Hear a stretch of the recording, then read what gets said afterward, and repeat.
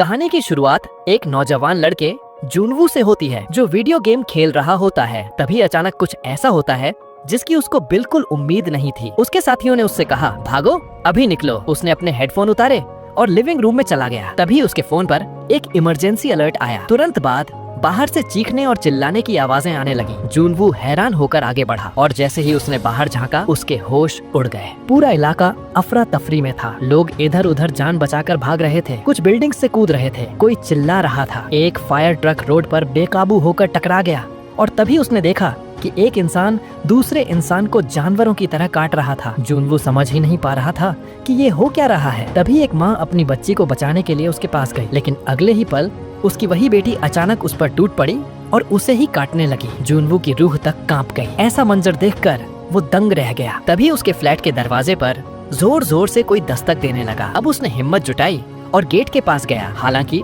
उसे वहाँ कोई भी दिखाई नहीं दिया, इसलिए उसने दरवाजा खोल दिया। तभी एक आदमी जोर से अंदर घुस आया। दरअसल वह जुनवू का पड़ोसी था। जुनवू ने उसे फौरन जाने को कहा, लेकिन पड़ोसी ने कहा कि क्या मैं तुम्हारा टॉयलेट यूज कर सकता हूँ। जुनवू ने झिझकते हुए हाँ कर दी। तभी उसकी नजर टीवी पर पड़ी, जिस पर दिखाया जा रहा था कि एक खतरनाक वायरस पूरे शहर में फैल रहा है और इससे इन्फेक्टेड लोग ज़ॉम्बी में कन्वर्ट हो जाते हैं। यह सुनते ही जुनवू ने तुरंत एक तेज चाकू उठाई और जैसे ही वो पीछे मुड़ा, उसका पड़ोसी खड़ा था।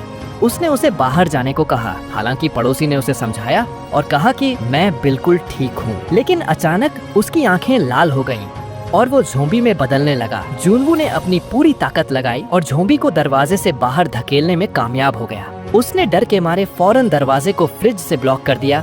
इसके बाद उसने घबराकर अपनी फैमिली को कॉल किया, पर किसी ने भी कॉल नहीं उठाया। उसे अपने मम्मी पापा की चिंता होने लगी। अब कुछ देर बाद उसे एक मैसेज रिसीव हुआ जो उसके मम्मी की तरफ से था। उन्होंने कहा कि हम बिल्कुल सेफ हैं, तुम घर से बाहर मत निकलना और रेस्क्यू का इंतजार करना। अब यह पढ़कर उसे थोड़ी राहत तो मिली, पर डर अब भी कायम था। जुनवू को नहीं पता था कि उसे कितने समय तक टिके रहना होगा। उसने अपने पास मौजूद थोड़े खाने पीने के सामान को अरेंज किया।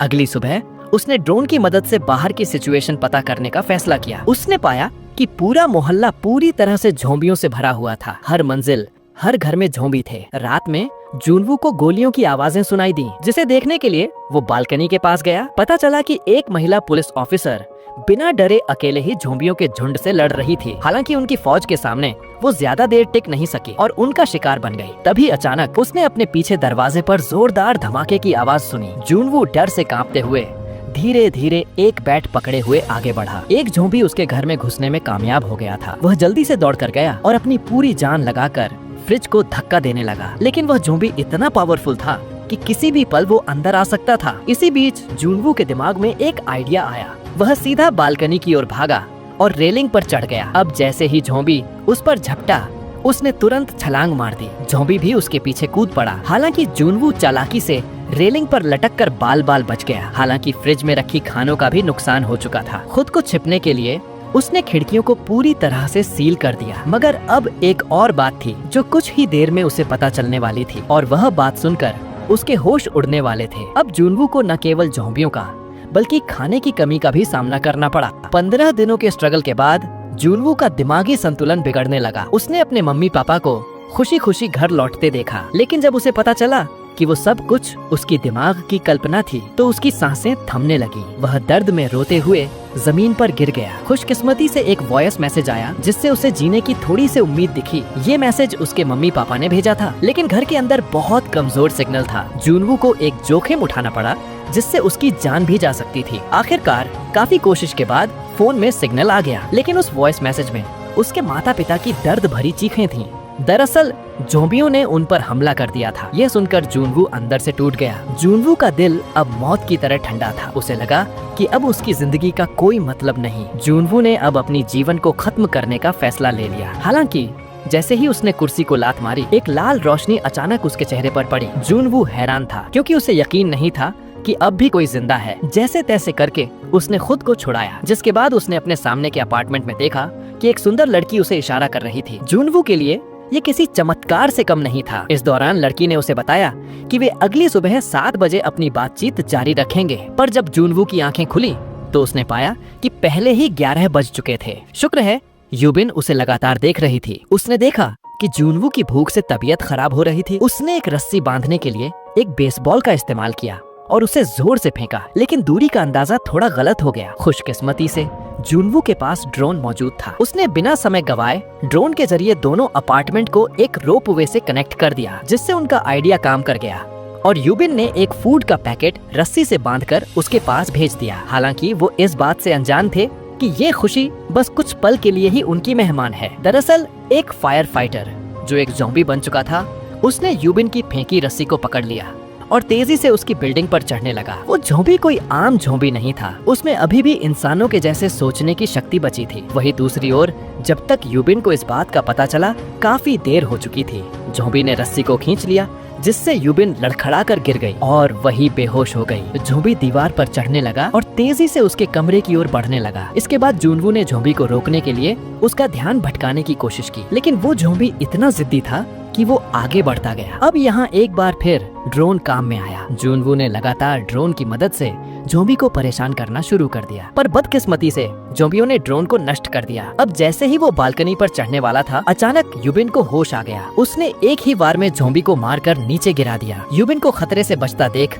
जुनवू को जान में जान आई। हालांकि यूबिन ने उसे जो खाना दिया था वह लगभग खत्म हो चुका था। अब थक हार कर जुनवू ने रिस्क लेकर बाहर जाकर खाने का इंतजाम करने का फैसला लिया, नहीं तो भूख से उनकी मौत पक्की थी। उसने खुद को रेडी किया और सावधानी से दरवाजा खोला। किस्मत से बाहर कोई ज़ॉम्बी नहीं था। अब खोज पड़ताल के दौरान जुनवू को अपने पड़ोसी की डेड बॉडी के पास कुछ चाबियां मिली। उसने जल्दी से उसके रूम का गेट खोला, जहां उसे बेड पर एक बॉडी दिखाई दी। उसने उस पर एक जूता फेंका, लेकिन कोई हरकत नहीं हुई। यह सुनिश्चित करने के बाद कि वह सुरक्षित था, उसने बिना समय गंवाए घर की तलाशी लेनी शुरू कर दी। रेफ्रिजरेटर को खोलने पर एक बदबू उसके नाक में गई, लेकिन शुक्र है कुछ डिब्बा बंद खाना और ड्रिंक्स अभी भी सही सलामत थे। जुनवू ने यह भी पाया कि उसका पड़ोसी एक शौकीन क्लाइंबिंग एक्सपर्ट था, इसलिए आसपास कुछ इलेक्ट्रॉनिक डिवाइस भी हो सकते थे। जिसके बाद उसे 2 वॉकी टॉकी भी मिले जो उसके बहुत काम आ सकते थे। लेकिन तभी एक ज़ॉम्बी ने पीछे से अचानक उस पर झपट्टा मारा। जुनवू ने ज़ॉम्बी को दूर धकेल दिया और हताशा से घर से बाहर भागा। उस रात जुनवू ने कई दिनों के बाद भरपेट और चैन से खाना खाया। फिर उसने कुछ खाना और वॉकी टॉकी को एक बॉक्स में रखकर यूबिन तक पहुंचा दिया। वे दोनों आखिरकार एक दूसरे से बात करने में कामयाब हो गए। उन्होंने कई दिनों बाद एक दूसरे इंसान की आवाज सुनी थी, इसलिए उन्होंने लंबे समय तक बात की। लेकिन खुशी हमेशा कम समय के लिए होती है। जो शांत थे अचानक पागल हो चुके थे और बिल्डिंग की ओर दौड़ रहे थे। वे दोनों जल्द ही जमीन पर लेट गए। अब हल्की सी आवाज भी उनकी मौत बन सकती थी, पर यहीं यूबिन से गलती से शोर हो गया। अब ज़ॉम्बियों की बढ़ती कदमें उसे सुनाई देने लगी। तभी जुनवू ने लड़की से उसके कमरे का नंबर पूछा और तुरंत चालाकी से उसके पड़ोसी के कमरे में कॉल लगा दी, जिससे ज़ॉम्बी का ध्यान उस तरफ खिंच गया और वो वहाँ चले गए। हालांकि अब यहाँ रुकना मौत को गले लगाना जैसा था। वे ज़ॉम्बियों के हाथों मरने का इंतजार नहीं करना चाहते थे, इसलिए उन्होंने ऊपर 8वीं मंजिल पर जाने का फैसला किया, जहाँ पर ज़ॉम्बी नहीं थे। उन दोनों के तैयार होने के बाद यूबिन जिसे रॉक क्लाइंबिंग का एक्सपीरियंस था, उसने एक रस्सी की मदद से फौरन तेजी से छलांग लगा दी। पर जैसे ही वो नीचे उतरी, चारों ओर से ज़ॉम्बी उस पर टूट पड़े। अपनी फुर्ती और तेज क्लाइंबिंग स्किल्स के साथ उसने एक के बाद एक ज़ॉम्बी को चकमा दिया और भागती रही। हालांकि ज़ॉम्बियों की तादाद काफी होने के कारण वो उनकी चपेट में आ गई और फिर जैसे ही उसने बंदूक उठाने की कोशिश की तो एक ज़ॉम्बी अचानक उस पर कूद पड़ा, पर ऐन वक्त पर आकर जुनवू ने उसकी जान बचा ली और दोनों ज़ॉम्बियों की भीड़ से बचते बचाते बिल्डिंग के अंदर आ गए। उन्होंने ज़ॉम्बियों को बाहर रोकने के लिए अपार्टमेंट का मेन गेट बंद कर दिया और फिर लिफ्ट में छलांग लगा दी। वो सीधे 8वीं मंजिल की ओर बढ़ने लगे। उन्होंने सोचा कि अब उन्हें कोई खतरा नहीं, लेकिन जैसे ही उन्होंने पीछे मुड़कर देखा तो वो दंग रह गए, क्योंकि ज़ॉम्बियों का एक बड़ा समूह अचानक उनकी तरफ आ रहा था। जुनवू ने ज़ॉम्बियों के खिलाफ जमकर लड़ाई लड़ी, जबकि यूबिन को किसी ने एक कमरे में खींच लिया। कुछ ही सेकंड में एक स्मोक ग्रेनेड फेंका गया और एक नकाबपोश आदमी बचाव के लिए आया। हालांकि यूबिन को अब भी उस आदमी पर भरोसा नहीं था। इसके बाद आदमी ने उन्हें खाना और पानी ऑफर किया, लेकिन भूखे होने के बावजूद उन दोनों ने खाने की हिम्मत नहीं की। यह देखकर उस आदमी ने पहला निवाला खाया। फिर इन दोनों ने भी उस पर भरोसा करके खाना शुरू कर दिया। फिर उसने उन्हें बताया कि मेरे पास बहुत सारा खाना है और रेस्क्यू टीम के आने तक तुम यहाँ रुक सकते हो। रेस्क्यू टीम के बारे में सुनकर उन दोनों की आंखों में चमक लौट आई। काफी समय के बाद उन्हें अंत में जाकर जिंदा रहने की उम्मीद दिखी, लेकिन किससे पता था कि आगे उनके साथ क्या होने वाला है। जब तक यूबिन को कुछ गलत होने का एहसास हुआ तब तक बहुत देर हो चुकी थी। जुनवू अचानक गिर पड़ा। अब यहाँ ये खुलासा होता है कि ये रूम तो उस आदमी का है ही नहीं और उसने उनके खाने के साथ छेड़छाड़ की है, जिससे यूबिन भी बेहोश हो गई। अब आदमी ने उन्हें बांधना शुरू कर दिया और फिर यूबिन को घसीटता हुआ एक कमरे में ले गया जहाँ एक झोंबी भी बंधा हुआ था। रस्सी का दूसरा छोर आदमी के पास था। अब यहाँ इस आदमी का असली चेहरा सामने आता है कि वो झोंबी और कोई नहीं बल्कि उसकी अपनी पत्नी थी और वह अब भी उससे बहुत प्यार करता था और उसे खोना नहीं चाहता था। इस वजह से जब भी उसे भूख लगती वह जीवित इंसानों को उसके सामने परोस देता और ऐसे ही यहाँ रहने वाला परिवार भी इसका शिकार हो चुका था। आदमी ने धीरे धीरे रस्सी को ढीला करना शुरू कर दिया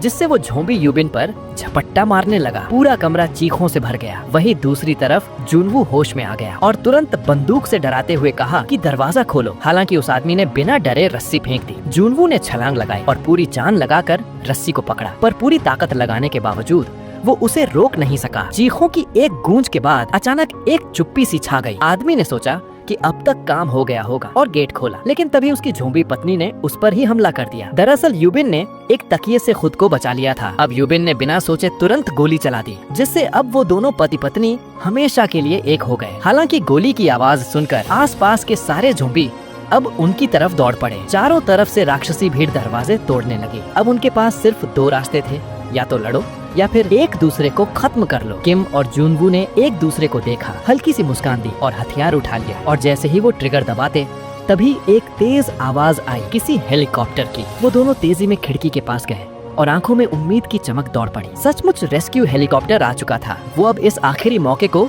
अपने हाथ से जाने नहीं देना चाहते थे, इसलिए फौरन भागे और ज़ोंबीज को चकमा देते हुए छत पर पहुंच गए। जुनवू ने रास्ते में पड़ी साइकिल ज़ोंबीज के बीच फेंक दी और ऊपर पहुंचते ही गेट बंद कर दिया। पर तभी उन्होंने देखा कि ज़ोंबी ने गेट को भी तोड़ दिया है। अब उन्होंने मान लिया कि अब उनकी मौत बिल्कुल पक्की है। पर तभी खुशकिस्मती से हेलीकॉप्टर ने उन्हें देख लिया और चारों ओर फायरिंग शुरू कर दी। आखिरकार दोनों को बचा लिया गया। रेस्क्यू के बाद रेडियो टावर भी फिर से ऑन हो गए, जिससे बचे हुए लोग भी अब SOS सिग्नल भेजने लगे, क्योंकि जब तक इंसान जिंदा है उम्मीद कभी नहीं मरती। इसी के साथ ये थ्रिल और सर्वाइवल से भरी खूबसूरत फिल्म यहीं खत्म होती है।